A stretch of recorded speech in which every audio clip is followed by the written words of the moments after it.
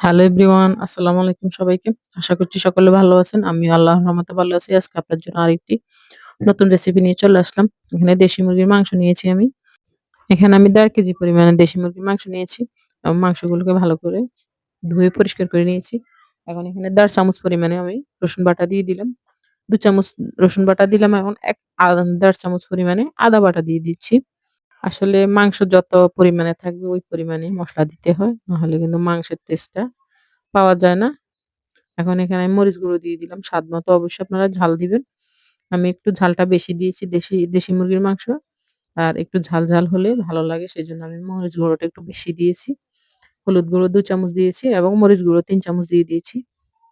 এখন এখানে আমি মাংসের মসলা দিয়ে দিব ১ চামচ পরিমাণে এবং জিরে গুঁড়ো দিয়ে দিব আবার। জিরে গুঁড়ো দিব ২ চামচ এবং ধনে গুঁড়ো দিয়ে দিব ১ চামচ।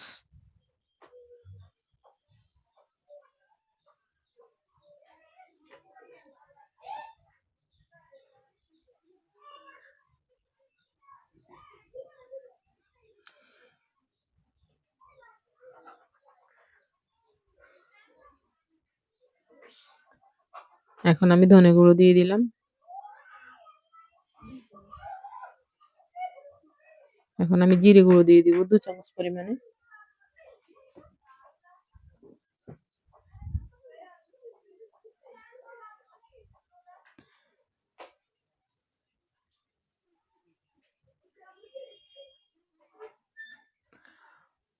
এখন আগে থেকে কুচি করা পেঁয়াজ দিয়ে দিচ্ছি। যেহেতু এগুলো দেশি মুরগির মাংস, এখানে আমি তেলের পরিমাণটা একটু কম দিব। কারণ চামড়া সহ দেশি মুরগির মাংসতে কিন্তু প্রচুর পরিমাণে তেল থাকে। এজন্য আমি তেলের পরিমাণটা একটু কম দিচ্ছি। আসলে দেশি মুরগির মাংস দিয়ে যেকোনো সবজি দিয়ে আপনি মূলো দিয়ে বা লাউ দিয়ে বা সিমের বিচি দিয়ে এগুলো দিয়ে রান্না করলে অনেকটাই টেস্টি লাগে।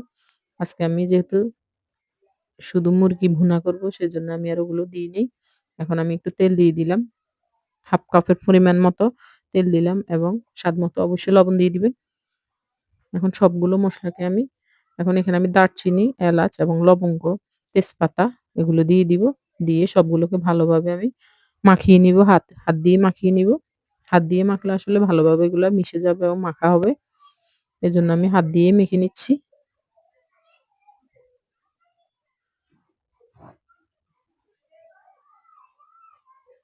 এই মাংসটা একটু সেদ্ধ হতে সময় লাগে।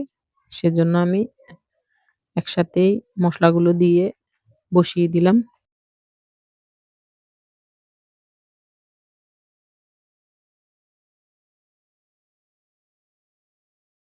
মসলাগুলোকে ভালোভাবে মুরগির সাথে মাখিয়ে নিচ্ছি।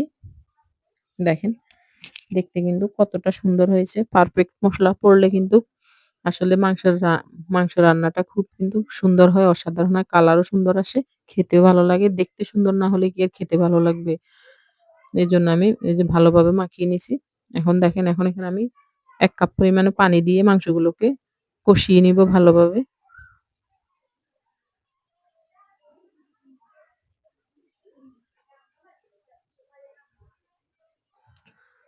চুলার হিটটা অবশ্যই আপনারা মিডিয়াম হিটে দিবেন। বেশি হিট দিলে কিন্তু মাংসগুলো পুড়ে যাবে। যেহেতু এখানে আমি পানিটা কম দিয়েছি এবং মাংসগুলা ক মাংসগুলা থেকেও কিন্তু একটু পানি বের হবে। ওই পানিতেই ১ কাপ পানিতেই কিন্তু আমার মাংসগুলা কষানো হয়ে যাবে। এখন আমি চুলায় একটা ঢাকনা দিয়ে দিব। বসিয়ে দিচ্ছি।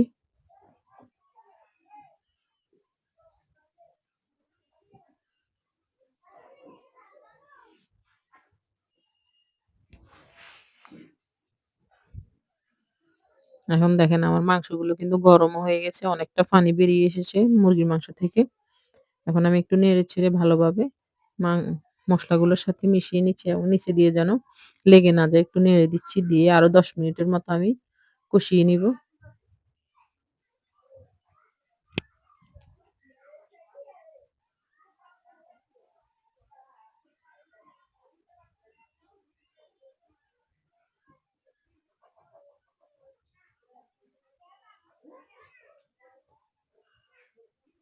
পেঁয়াজগুলো আমার কষানোর সাথে পেঁয়াজগুলো গলে গেছে।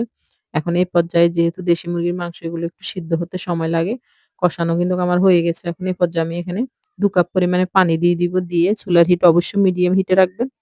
চুলার আঁচ মিডিয়াম হিটে রেখে মাংসগুলো রান্না করলে একবারে পারফেক্ট ভাবে সিদ্ধ হবে এবং খেতেও অনেকটা ভালো লাগবে। মসলাগুলোরও ভালোভাবে হয়ে যাবে। এখন দেখেন আমি মাংসগুলোকে একটু নেড়ে-চেড়ে দিচ্ছি, মসলার সাথে মিশিয়ে নিচ্ছি। পানি দিয়ে দিয়েছি। এখন এখানে আমি মিডিয়াম হিটে ঢাকা দিয়ে রেখে দিব ১৫ মিনিটের জন্য। ১৫ মিনিট পর কিন্তু মাংসটাও আমার সিদ্ধ হয়ে যাবে, রান্নাটাও কমপ্লিট হয়ে যাবে।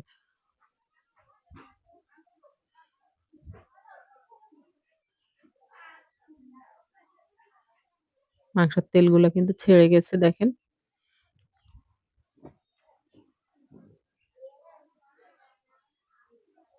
প্রচুর পরিমাণে তেল দেশি মুরগিতে। সেজন্য আসলে অনেকটা তেলই খাওয়ার সময় ফেলে দিতে হয়। এত তেল তো আর খাওয়া যাবে না। এজন্য আমি তেলের পরিমাণটা একটু কম দিয়েছি। আমার মাংসগুলো কিন্তু ফুটে উঠেছে। এখন এই পর্যায়ে আমি আরেকটু নেড়ে দিব। দিয়ে আমি মাংসের যে ঝোলগুলা ওগুলা আমি আরেকটু শুকিয়ে নিব। বেশি ঝোল রাখলে কিন্তু মাংসটা খেতে এতটা টেস্টি লাগবে না। যত ঝোল কম রাখবেন ততই টেস্টি বেশি লাগে। সেজন্য আমি ঝোলগুলো একবারেই মাখা, মাখা করে রাখবো। অল্প, অল্প করে রাখবো। এখন আমি ঝোলগুলো শুকিয়ে নিব। আরো ৫ মিনিটের মতো চুলার হিট বাড়িয়ে ঝোলগুলোকে শুকিয়ে নিব।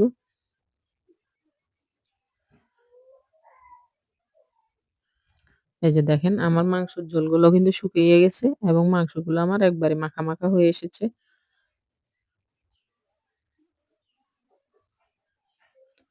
এই পর্যায়ে আমি একটা বাটিতে নিয়ে নিব পরিবেশনের জন্য। ভিডিওটি ভালো লাগলে অবশ্যই লাইক, কমেন্ট, শেয়ার করবেন। আমার চ্যানেলটিকে সাবস্ক্রাইব করে দিবেন। পাশে থাকা বেল আইকনটি অন করে দিবেন যেন নিত্য নতুন ভিডিওগুলো আপনাদের কাছে সবার আগে পৌঁছে যায়। আল্লাহ হাফেজ।